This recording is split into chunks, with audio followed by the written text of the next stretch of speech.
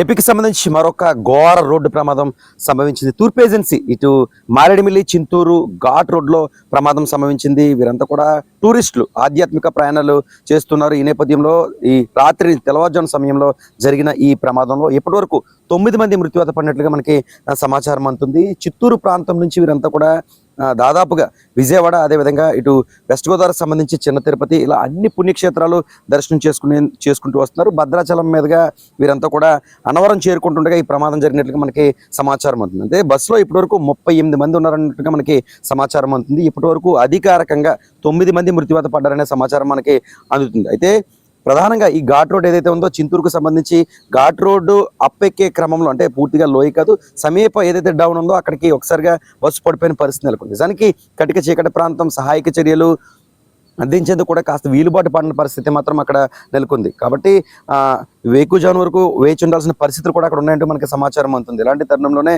దాదాపుగా ఇప్పటివరకు 9 మంది మృత్యువాత పడిన పరిస్థితి నెలకొంది. ఇంకా మృతుల సంఖ్య అయితే మాత్రం పెరిగే అవకాశం ఉంది. క్షతగాత్రులను 108 వాహనం ద్వారా చింతూరు సమీప పెద్ద ఆసుపత్రులకి తరలించారు.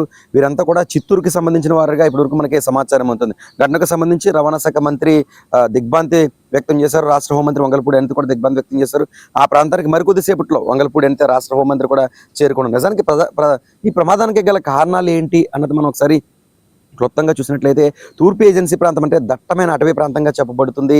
ముఖ్యంగా రాత్రి సమయంలో ఈ ఘాట్ రోడ్ గుండా ప్రయాణాలు చేసేటప్పుడు చాలా జాగ్రత్త వహించాలి. ఏమాత్రం నిద్ర కంటి మీద కునుకు లేకపోయినా, లేదా ఈ టర్నింగ్లు అలవాటు లేకపోయినా ప్రమాదాలు అనేవి ప్రతినిత్యం ఇక్కడ ఒక సదా మామూలు అయిపోతున్నాయని చెప్పుకోవచ్చు. ముఖ్యంగా వీరంతా కూడా పుణ్యక్షేత్రాలు తిరుగుతూ వస్తున్నారు. చిత్తూరు నుంచి ప్రారంభమై అనేక ఆలయాలు సందర్శించి చివరిగా ఇక్కడ భద్రాచలం, తెలంగాణకు సంబంధించి భద్రాచలం రాములవారి దర్శనం చేసుకుని అన్నవరం, కాకినాడ జిల్లాకు సంబంధించి అన్నవరం సత్యనారాయణ స్వామివారిని దర్శించుకునేందుకు అయితే మాత్రం వస్తున్నట్టుగా మనకి సమాచారం అందుతుంది. అయితే వీరు బస్సు సరిగ్గా ఈ మారేడుమిల్లి ఫారెస్ట్ సంబంధించి చింతూరు ఏదైతే ఘాట్ రోడ్ ఉందో ఈ ఘాట్ రోడ్లో ప్రయాణం చేస్తున్నప్పుడు ఒక అప్పెక్కి క్రమంలో బహుశా ఈ అప్పెక్కుతున్నప్పుడు బస్సు గేర్ మార్చే క్రమంలో కానీ, లేదా అప్పుకు సహకరించకపోవడం, అంటే లోడ్ ఎక్కువ కొద్ది చాలా స్లోగా వెళ్తుంటుంది. అలాంటి టైంలో సైడ్కి ఇసిరిందా అన్న ఒక అనుమానం అయితే వ్యక్తమవుతున్న పరిస్థితి మాత్రం నెలకొన్నాయి. దీంతో సమీపం అంటే భారీ లోతు కాదు కానీ పక్కన చిన్న లోతు అనేది ఒకటి పక్కనే ఉంది, రోడ్డు పక్కనే. అక్కడికి ఈ బస్సు అయితే మాత్రం పడిపోయిన పరిస్థితి మాత్రం నెలకొంది. పడిపోయిన సమయం ముఖ్యంగా పట్టపగలైతే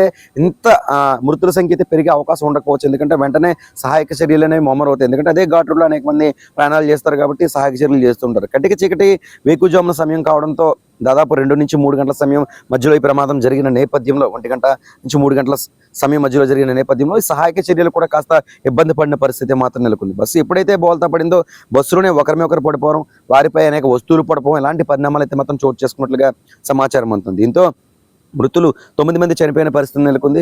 మహిళలు కూడా ఉన్నారు. మనం చూస్తే విజువల్స్ లో రోడ్డు పక్కనే మృతదేహాలన్నీ కూడా ఉన్నట్టుగా పరిస్థితులు, అంటే తీసి మృతదేహాలన్నీ కూడా అక్కడే ఉంచిన పరిస్థితి నెలకొంది. క్షతగాత్రులు అంటే వారి ప్రాణాలని రక్షించే విధంగా క్షతగాత్రులందరినీ కూడా సమీప చింతూరు ఆసుపత్రితో పాటు ఇతర పెద్ద ఆసుపత్రులకి అయితే మాత్రం తరలిస్తున్న పరిస్థితి మాత్రం నెలకొంది. ఘటనా ప్రాంతానికి సంబంధించిన పోలీస్ శాఖ అయితే మాత్రం చేరుకుంది.